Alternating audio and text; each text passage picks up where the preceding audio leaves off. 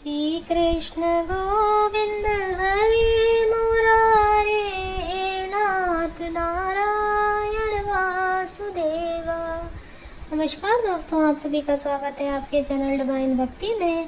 आज हम सभी द्वादशवां अध्याय सुनने व पढ़ने जा रहे हैं, जो इस प्रकार है। अर्जुन बोले, जो अनन्य प्रेमी भक्तजन पूर्वक प्रकार से निरंतर आपके भजन ध्यान में लगे रहकर आप सगुण रूप परमेश्वर को और दूसरे जो केवल अविनाशी सच्चिदानंद निराकार ब्रह्म को ही अति श्रेष्ठ भाव से भजते हैं, उन दोनों प्रकार के उपासकों में अति उत्तम योग वेता कौन है?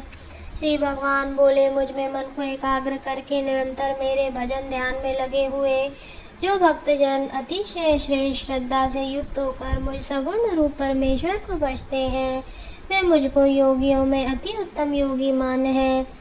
परंतु जो पुरुष इंद्रियों के समुदाय को भली प्रकार वश में करके मन बुद्धि से परे सर्वव्यापी अकथनीय स्वरूप और सदा एक रस रहने वाले नित्य अचल निराकार अविनाशी सच्चिदानंदन ब्रह्म को निरंतर एक ही भाव से ध्यान करते हुए भजते हैं, वे संपूर्ण भूतों के हित में रत और सब में समान भाव वाले योगी मुझको ही प्राप्त होते हैं। उन सच्चिदानंदन निराकार ब्रह्म में आसक्त चित्त वाले पुरुषों के साधन में परिश्रम विशेष है, क्योंकि देहाभिमानियों के द्वारा अव्यक्त विषय गति दुख पूर्वक प्राप्त की जाती है।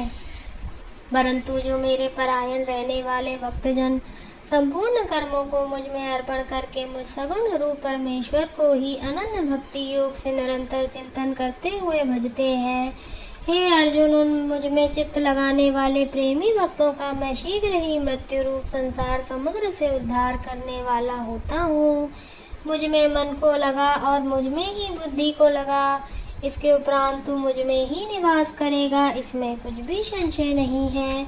यदि तू मन को मुझ में अचल स्थापन करने के लिए समर्थ नहीं है, तो हे अर्जुन, अभ्यास रूप योग के द्वारा मुझको प्राप्त होने के लिए इच्छा कर।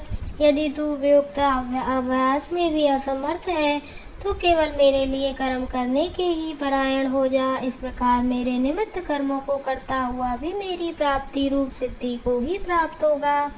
यदि मेरी प्राप्ति रूप योग के आश्रित होकर उपयुक्त साधन को करने में भी तू असमर्थ है, तो मन बुद्धि आदि पर विजय प्राप्त करने वाला होकर सर्वकर्मों के फल का त्याग कर।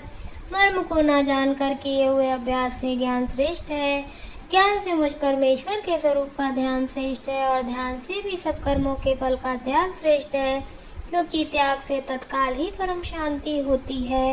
जो पुरुष सब भूतों में द्वेष भाव से रहे, स्वार्थ रहे, सबका प्रेमी और हेतु रहित दयालु है, तथा ममता से रहित, अहंकार से रहित, सुख दुखों की प्राप्ति में सम और क्षमावान है, अर्थात अपराध करने वाले को भी अभय देने वाला है, तथा जो योगी निरंतर संतुष्ट है, मन इंद्रियों सहित शरीर को वश में किए हुए है और मुझ में दृढ़ निश्चय वाला है, वह मुझ में अर्पण किए हुए मन बुद्धि वाला मेरा भक्त मुझको प्रिय है, जिससे कोई भी जीव उद्वेग को प्राप्त नहीं होता और जो स्वयं भी किसी जीव से उद्वेग को प्राप्त नहीं होता, तथा जो हर्ष, अमर्ष, भय और उद्वेग आदि से रहित है, वह भक्त मुझको प्रिय है।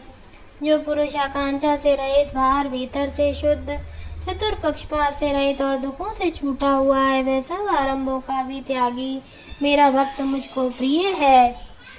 जो न कभी हर्षित होता है, न द्वेष करता है, न शोक करता है, न कामना करता है, तथा जो शुभ और अशुभ संपूर्ण कर्मों का त्यागी है, वह भक्ति युक्त पुरुष मुझको प्रिय है। जो शत्रु मित्र में, मान और अपमान में सम है, तथा सर्दी गर्मी, सुख दुख आदि द्वंद्वों में सम है और आसक्ति से रहित है, जो निंदा स्तुति को समान समझने वाला, मननशील और जिस किसी प्रकार से भी शरीर का निर्वाह होने में सदा ही संतुष्ट है और रहने के स्थान में ममता और आसक्ति से रहित है, वह स्थिर बुद्धि भक्तिमान पुरुष मुझको प्रिय है।